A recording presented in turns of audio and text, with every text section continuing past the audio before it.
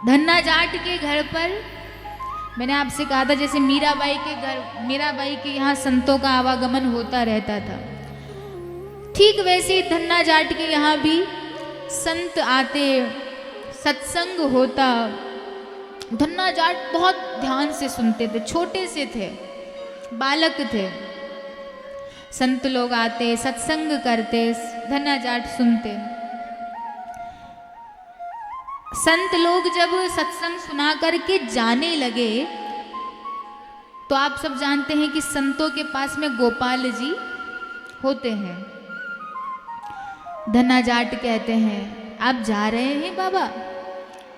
संत कहते हैं, हाँ बालक, हाँ बेटा, जा रहे हैं। धन्ना जाट कहते हैं, आपके जो ये ठाकुर जी हैं ना, ये मुझे देते हुए जाओ।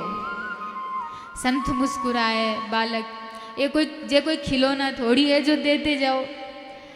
और कोई सामग्री होती, और कोई सामान होता, और कोई चीज होती तब तो फिर दे देते, पर अपने ठाकुर जी, अपने शालिग्राम जी थोड़ी दिए जाते हैं। जिद करने लगे, रोने लगे जोर जोर से, ठाकुर जी चाहिए, यही ठाकुर जी चाहिए, यही ठाकुर जी चाहिए। माता पिता ने धन्ना जाट को समझाया, बेटा ये संत के ठाकुर जी है, तुम्हें नहीं मिल सकते। बहुत रोए धन्ना जाट, यही चाहिए, गोपाल जी तो यही चाहिए, ठाकुर जी तो यही चाहिए। अब क्या करे, बालक है, बहुत रो रहा है। संत ने कहा, बेटा कल मैं तुझे ये वाले ठाकुर जी दे दूंगा।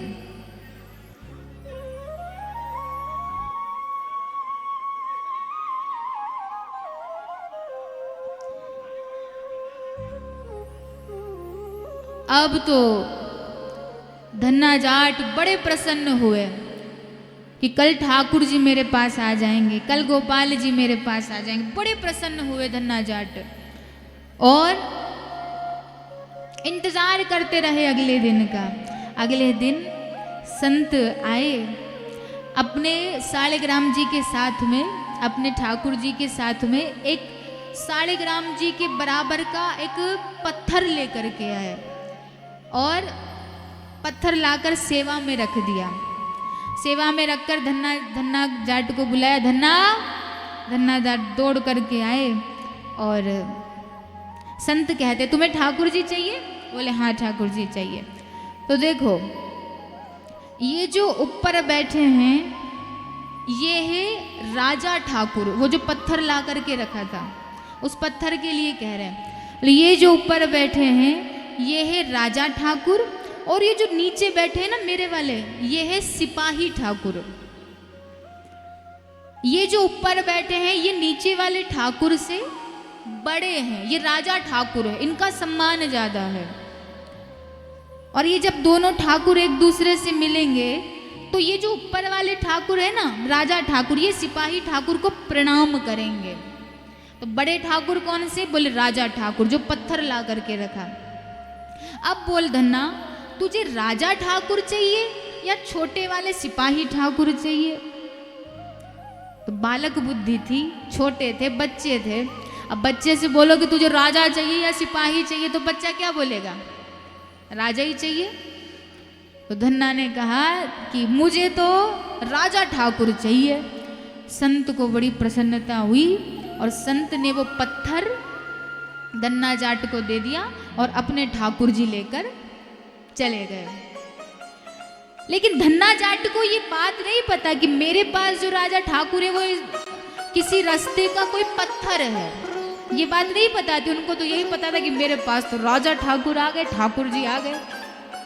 अब तो धन्ना जाट बड़े भाव से सेवा करने लगे ठाकुर जी की। नित्य नहलाते, स्नान कराते, नित्य नए नए भोग लगाते, उसी पत्थर को नित्य भोग लगाया करते, नित्य बातें करते। माँ से जिद करने लगे, माँ मेरे ठाकुर जी के लिए बढ़िया बढ़िया वस्त्र मंगवाओ, मेरे ठाकुर जी के लिए बढ़िया बढ़िया पूजन की सामग्री मंगवाओ। तो माँ बाप, माता पिता को तो पता था कि ये तो पत्थर है, कोई ठाकुर जी तो है नहीं। तो बहुत मना किया, नहीं बेटा तू अपने हिसाब से ऐसी सेवा कर ले। बोले नहीं, मंगवाओ। बहुत रोए बहुत रोए बहुत रोए, तो माता पिता ने सेवा की सामग्री ला करके रख दी।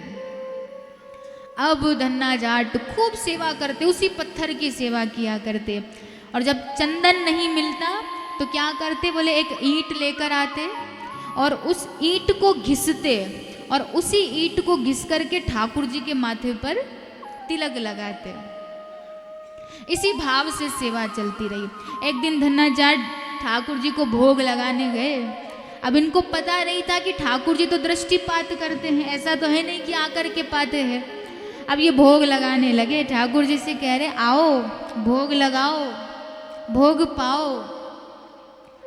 आ नहीं रहे ठाकुर जी, पर्दा लगा दिया तो भी ठाकुर जी नहीं आ रहे। आप तो धन्ना जाट कहने लगे अगर आज आप नहीं आए तो मैं भी अन्न जल का त्याग कर दूंगा। ठाकुर जी की तरफ पीठ फेर करके सो गए। आना पड़ेगा, आकर के भोग पाना पड़ेगा। पीठ करके सो गए, रो रहे हैं जोर जोर से। और जैसे ही ठाकुर जी ने धन्ना जाट का ये प्यारा सा भाव देखा, ये सरल स्वभाव देखा, तो कहते ठाकुर जी के पर्दे के अंदर से, मंदिर से, जैसे कोई जल्दी जल्दी खाता है ना, तो जैसी आवाज़ आती है खाने की, भोजन की जब आवाज़ आती है, जब खाते हैं चबा चबा कर जल्दी जल्दी जल्दी, वैसी आवाज़ आने लगी। धन्ना जाट ने पर्दा हटाकर देखा तो ठाकुर जी बड़े भाव से भोग पा रहे हैं, बैठ करके भोग पा रहे हैं। आहा हा, धन्ना जाट ने कहा पहले ही आ जाते। बोले कोई ना, अब आ गया ना, आजा तू भी पा ले, तूने भी सुबह से कुछ नहीं पाया। और आप विश्वास नहीं करेंगे, धन्ना जाट के साथ में एक थाली में भोजन करते थे ठाकुर जी, एक थाली में भोजन करते थे दोनों बड़े भाव से। और इसी भाव से सेवा चलती रही धन्ना जाट की। साथ में खेलते, साथ में भोजन करते, खूब लीलाएं करते ठाकुर जी। एक दिन ठाकुर जी ने धन्ना जाट से कहा धन्ना तू मेरी इतनी सेवा करता है, तू मेरी इतनी सेवा करता है, मेरा भी मन करता है कि मैं भी तेरी थोड़ी सेवा करूं, मैं भी तेरे लिए कुछ करूं। मेरा भी ये भाव आता है, मैं क्या करूं तेरे लिए बता।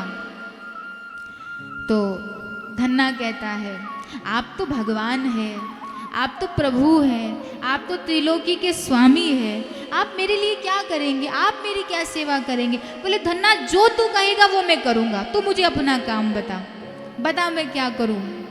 तो धन्ना जाट ने कहा कि ज़्यादा काम तो मेरे पास में नहीं है, लेकिन मैं गैया चराने जाता हूँ तो बड़ा थक जाता हूँ, तो आप उसी में मेरी मदद कर दिया करना। भगवान ने कहा ये काम तो मेरा बहुत पुराना है, ये काम तो मुझे बहुत अच्छे से आता है। ठीक है धन्ना, अब से गैया चराने जाए तो मुझे भी साथ में लेकर चलना, और तू बढ़िया पेड़ के नीचे आराम करना और मैं तेरी गैया चराऊंगा।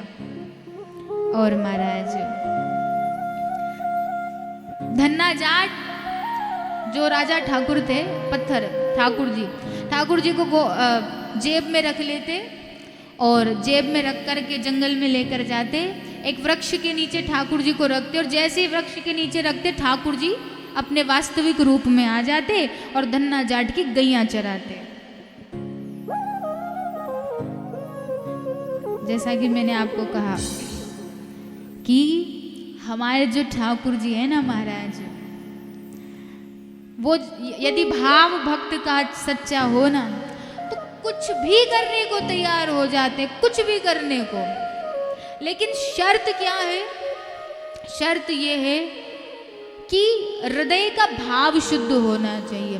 शर्त ये है कि भगवान को अपना संबंध बना लो, भगवान से संबंध बना करके रखोगे ना, भगवान बहुत जल्दी प्रसन्न हो जाएंगे। भगवान को भी मंदिर में बैठना, भगवान को भी भगवान बनकर रहने में आनंद नहीं आता महाराज।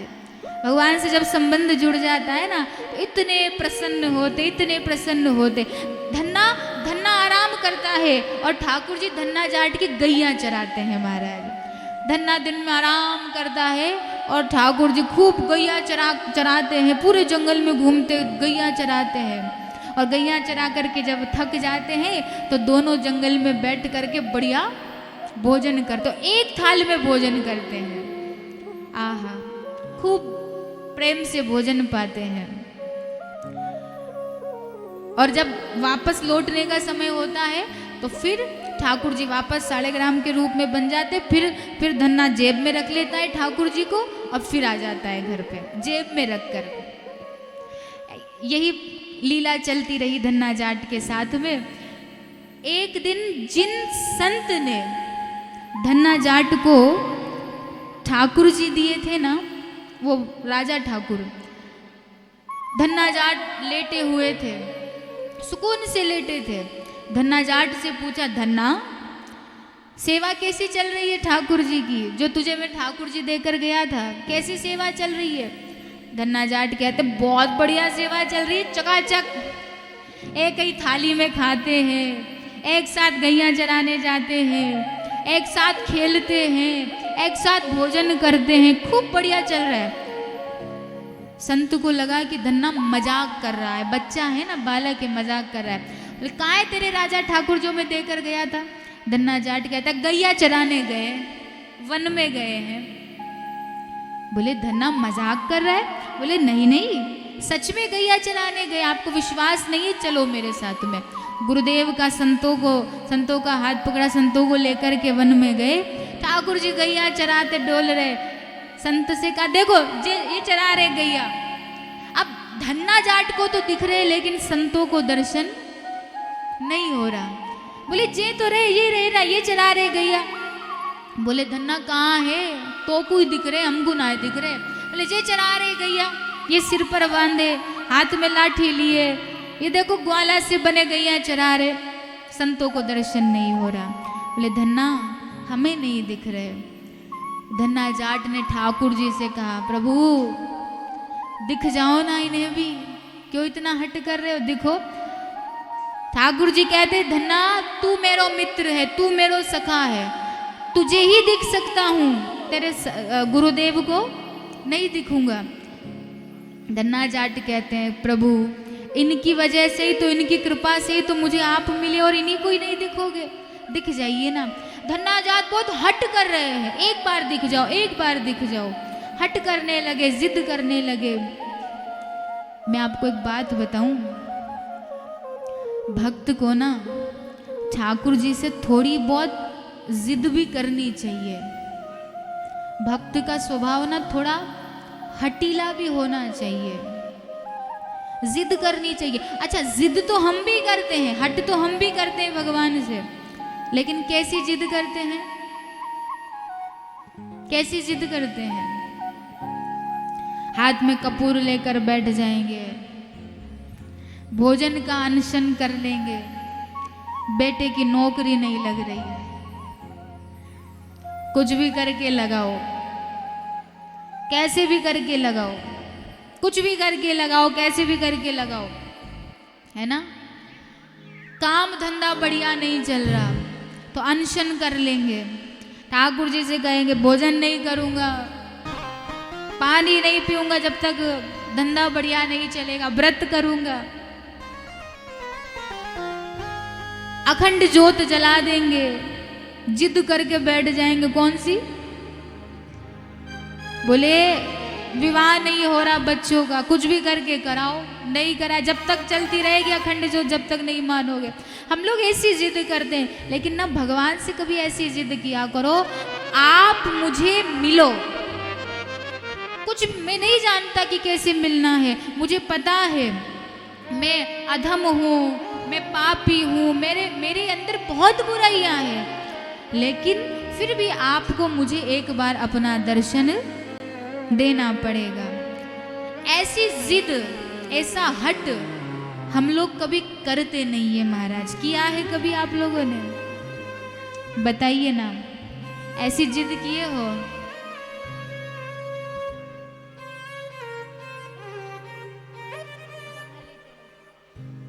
ऐसी जिद, ऐसा हट नहीं किया अभी तक।